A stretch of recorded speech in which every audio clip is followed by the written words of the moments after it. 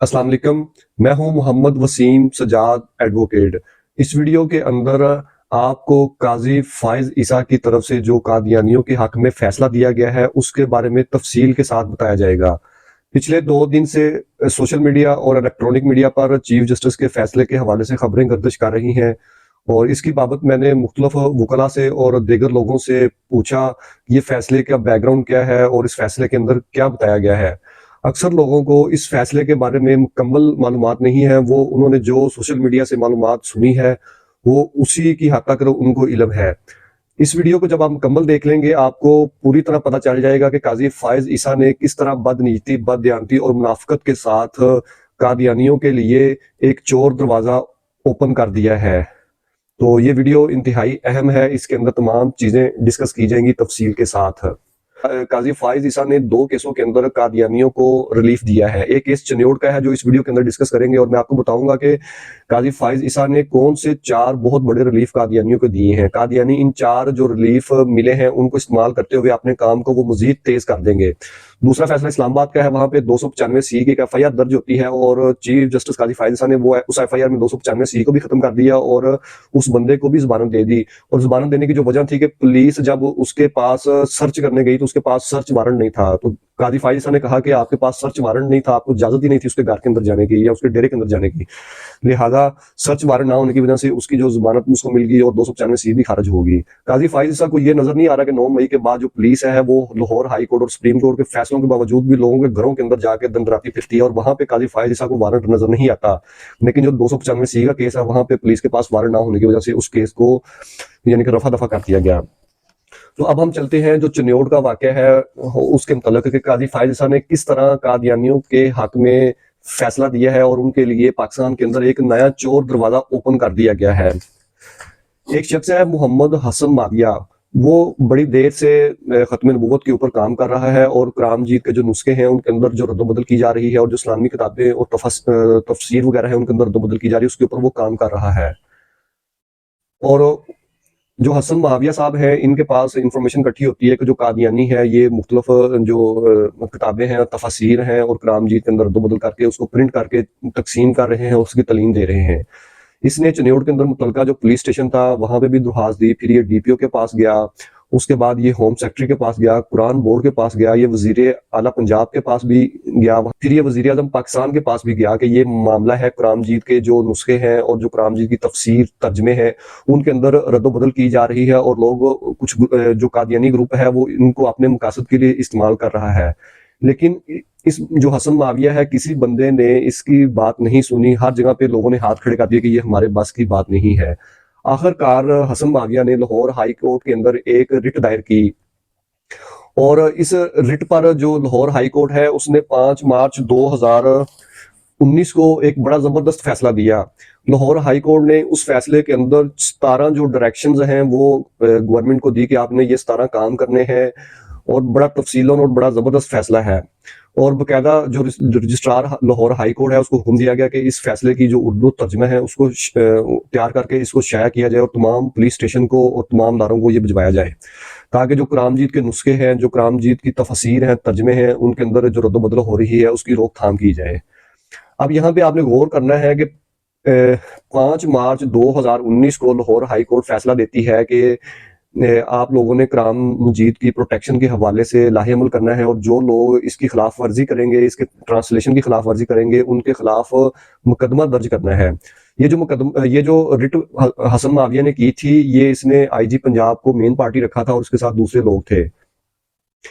अब होता ये है कि 5 मार्च को लाहौर हाई कोर्ट फैसला देता है और उसके 2 दिन बाद 7 मार्च को चन्योड़ के अंदर जो कादियानी ग्रुप है वहां पे एक प्रोग्राम रखता है। उस प्रोग्राम के अंदर वो जो उन्होंने एक अपनी ही कुरान मजीद की तफसीर तैयार की हुई है और कुरान मजीद की वो कॉपियां बनाई हुई हैं, वहां पे उन्होंने उस मदरसे के अंदर जो फंक्शन हुआ था वहां पे 30-35 बच्चे और 30 बच्चियां थी, उनमें वो तफसीर जो थी वो तकसीम की।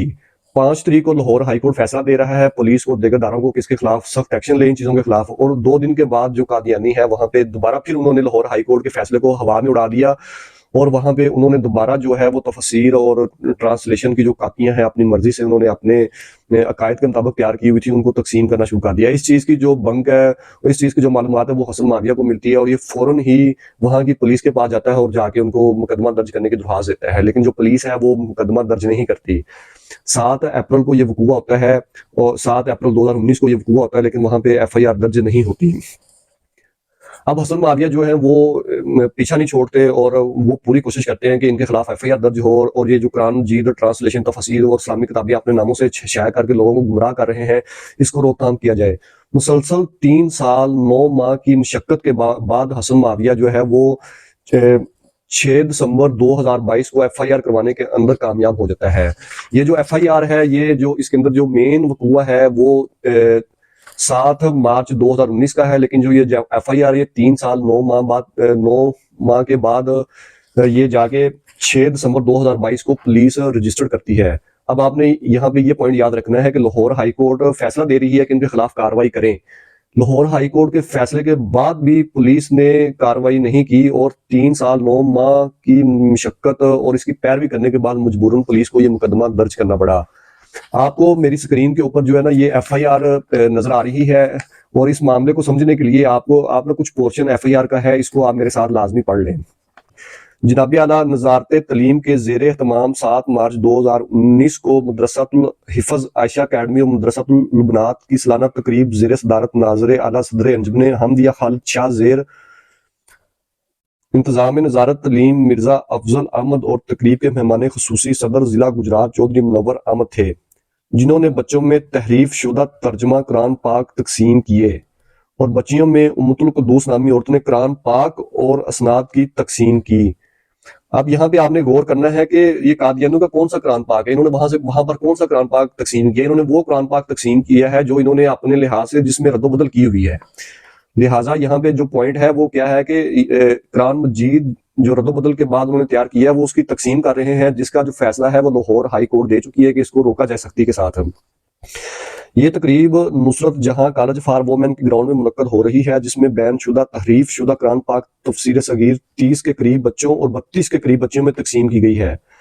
جناب والا، جو کہ پاکستان کے آئین قانون 295 بی اور 295 سی اور قرآن ایکٹ 2011 کی بھی کھلی خلاف ورزی ہے. اس کے علاوہ home department government of Punjab کی جانب سے بھی ان تحریف شدہ ترجمہ قرآن پاک کو بین کا نوٹیفیکیشن SOIS 3 2010 سال 2016 میں جاری ہو چکا ہے، مگر اس کے باوجود اس کی اشاعت کرنے والے ملزمان ناظر اشاعت ملک خالد مسعود، ناظر تعلیم مرزا افضل احمد کی زیر نگرانی یہ سب ادارے کام کر رہے ہیں، یہی جو کہ تحریف شدہ ترجمہ قرآن پاک کی تعلیم دیتے ہیں اور اس کام کی سرپرستی اور اجازت خالد شاہ ناظر اعلیٰ کے ذمہ ہے.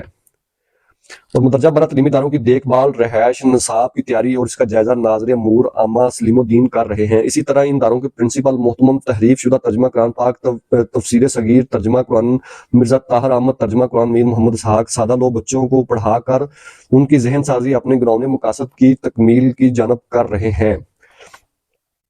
آپ سے درخواست ہے کہ اس پروگرام کا انعقاد کرنے والے ملزمان کے خلاف قانونی کارروائی کرتے ہوئے تقسیم کیے گئے تحریف شدہ قرآن پاک برآمد کیے جائیں، تحریف شدہ ترجمہ قرآن پاک برآمد کیے جائیں اور ان کے تیار کرنے والے مندرجہ بالا ملزمان کے خلاف قانونی کارروائی کرتے ہوئے مقدمہ درج کیا جائے. اب یہاں پہ 2 چیزیں آپ نے دیکھنی ہے کہ ایک اس مدرسے کے اندر قرآن مجید تقسیم کیا گیا ہے اور پھر 2 طرح کی تفسیر بتائی گئی ہے جو قرآن مجید کی ٹرانسلیشن ہے، ترجمہ جو بتایا گیا وہ وہاں پہ تقسیم کیا گیا ہے. اس کے خلاف جو مقدمہ درج ہوتا ہے وہ 3 سال 9 ماہ بعد درج ہوتا ہے. اب ہم آتے ہیں جو قاضی فائز عیسیٰ صاحب نے فیصلہ دیا ہے اس کو ڈسکس کرتے ہیں. قاضی فائز عیسیٰ کہتے ہیں کہ کیونکہ یہ جو ایف آئی آر ہے یہ 3 سال 9 ماہ بعد درج ہوئی ہے، لہذا ایف آئی آر اگر 1 گھنٹہ 2 گھنٹے 3 گھنٹے بھی لیٹ درج ہو تو اس کی ویلیو کم ہو جاتی ہے.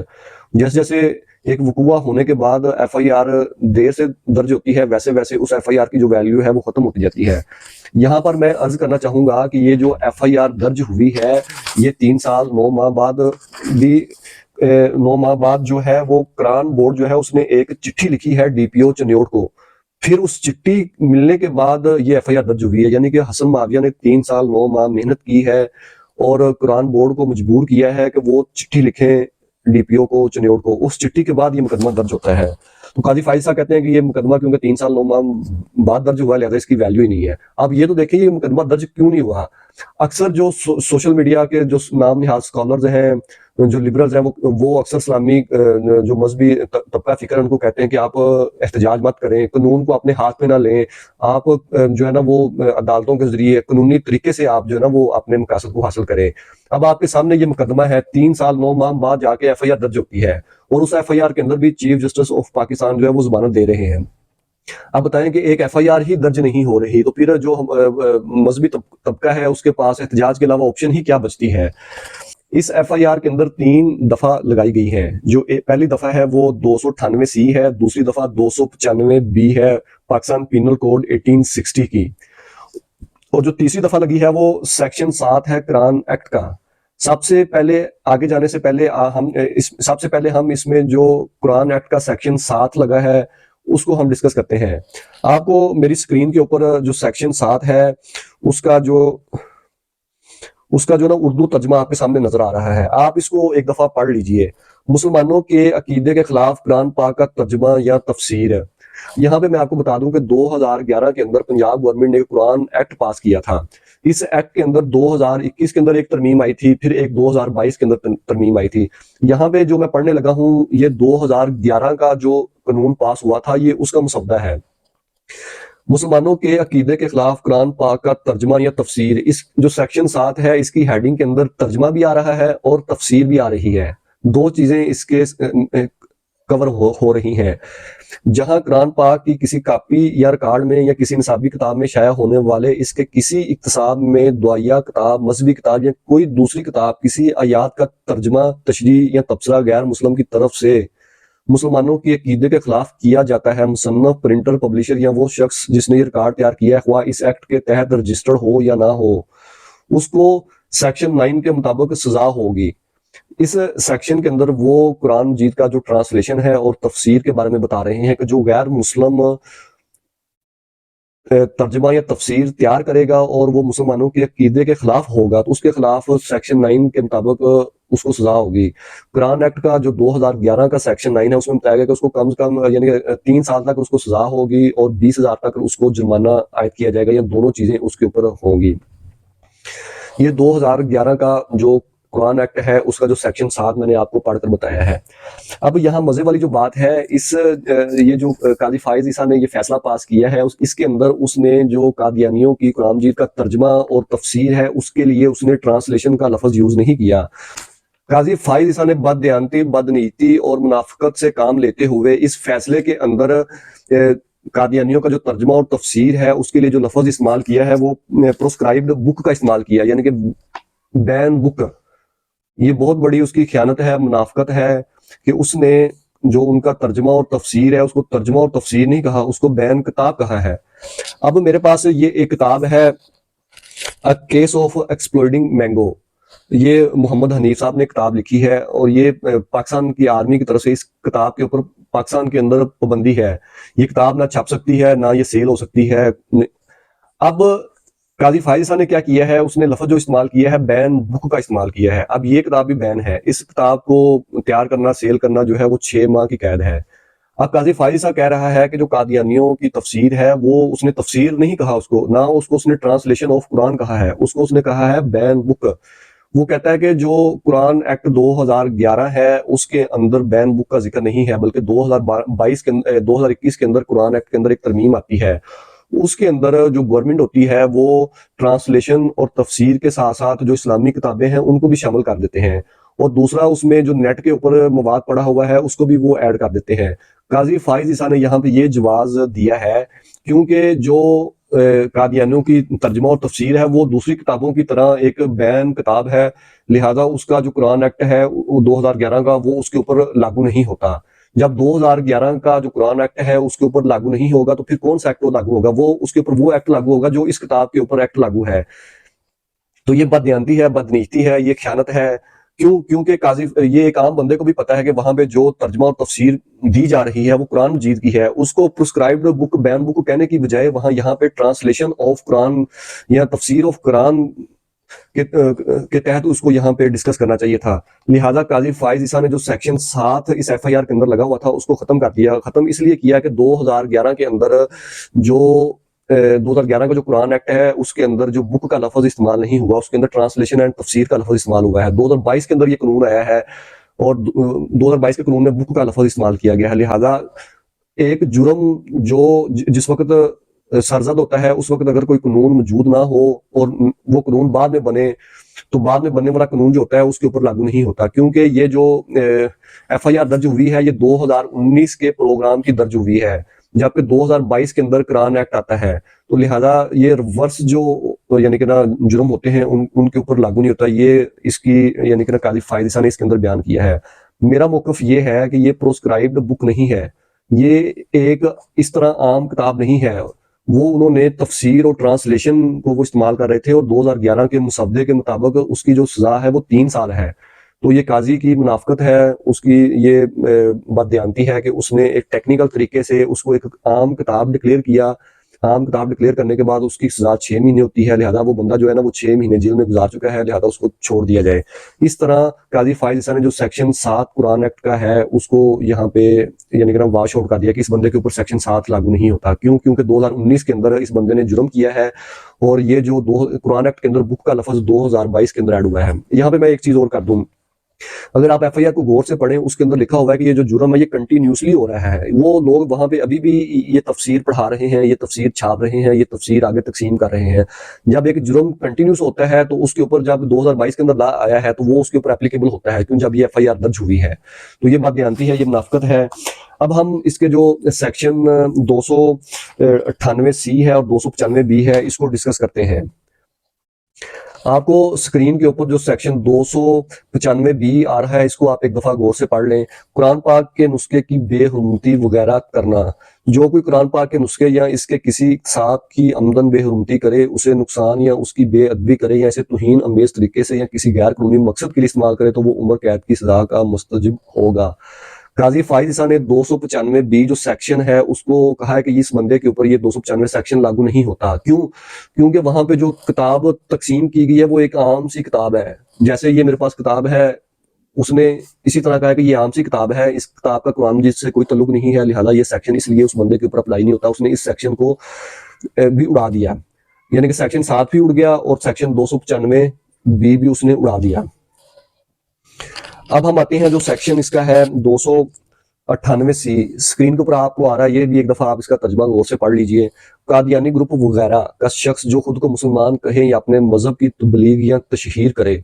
قادیانی گروپ یا لاہوری گروپ کا جو خود کو احمدی یا کسی دوسرے نام سے مسلم کرتے ہیں. کوئی شخص جو بلا واسطہ یا بالواسطہ خود کو مسلمان ظاہر کرے یا اپنے مذہب کو اسلام کے طور پر مسلم کرے یا منسوب کرے یا الفاظ کے ذریعے خواہ زبانی ہو یا تحریری یا مرئی نقوش کے ذریعے اپنے مذہب کی تبلیغ یا تشریح کرے یا دوسروں کو اپنا مذہب قبول کرنے کی دعوت دے یا کسی بھی طریقے سے مسلمانوں کے مذہبی احساسات کو مجروح کرے.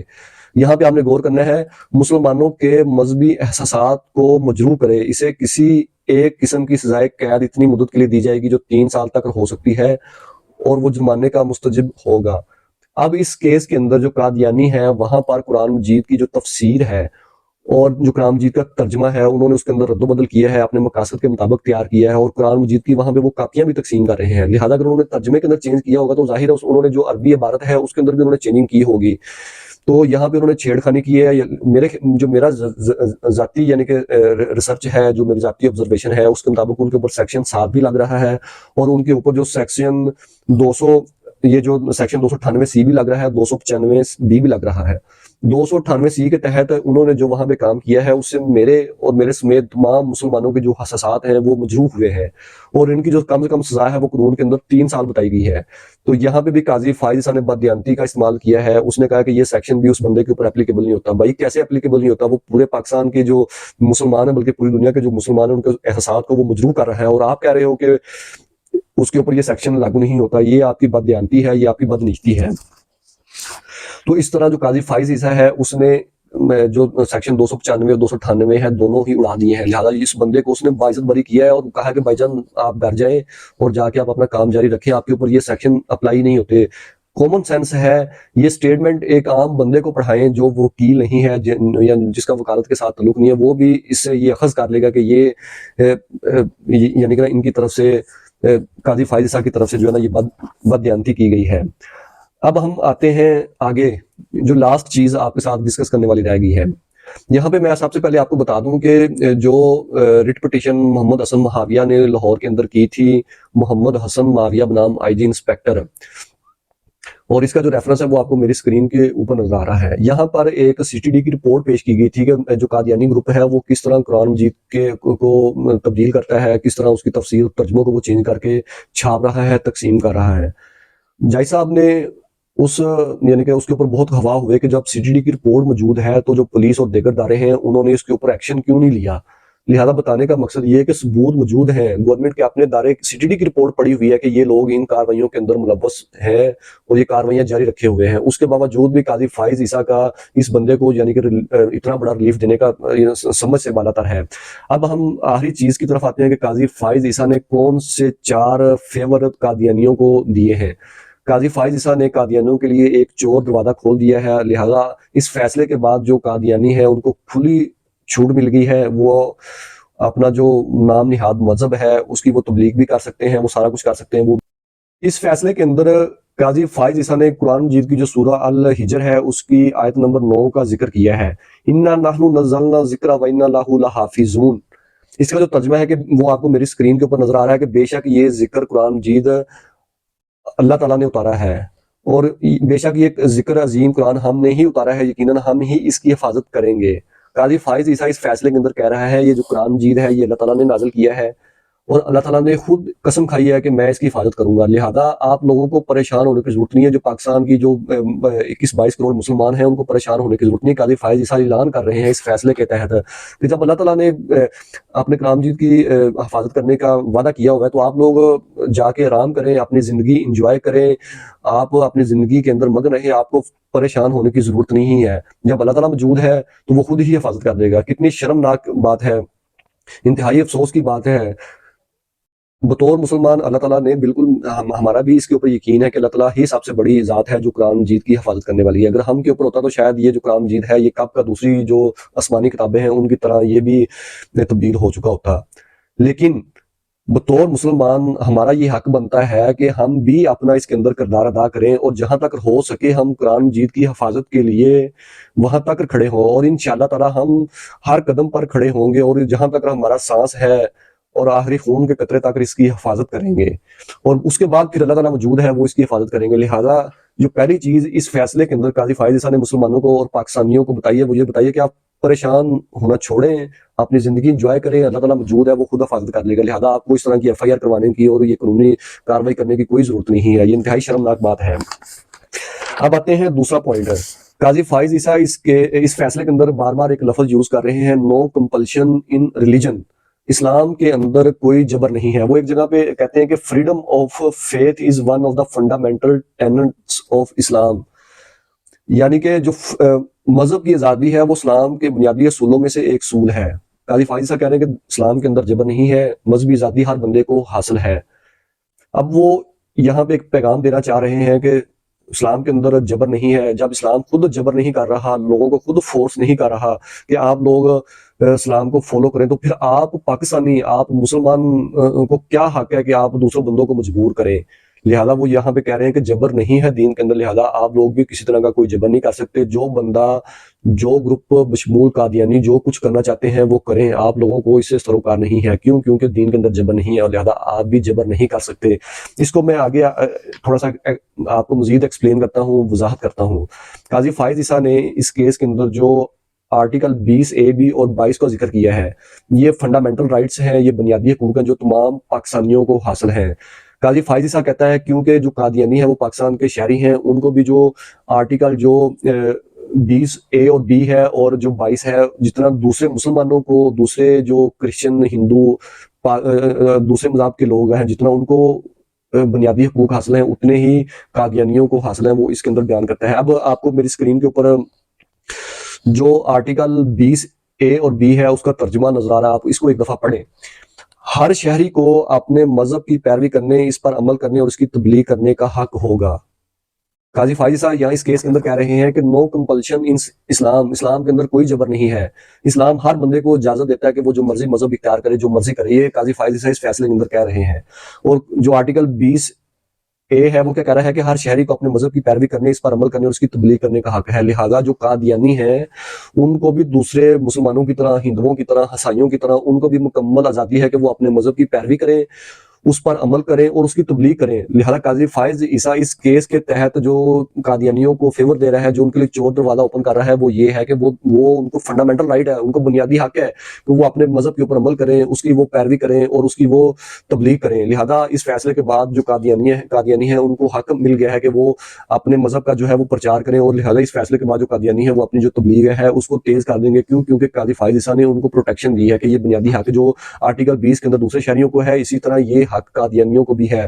اب آپ بی کو پڑھیں۔ ہر مذہبی گروہ اور اس کے ہر فرقے کو اپنے مذہبی ادارے قائم کرنے، برقرار اور ان کا انتظام کرنے کا حق ہے۔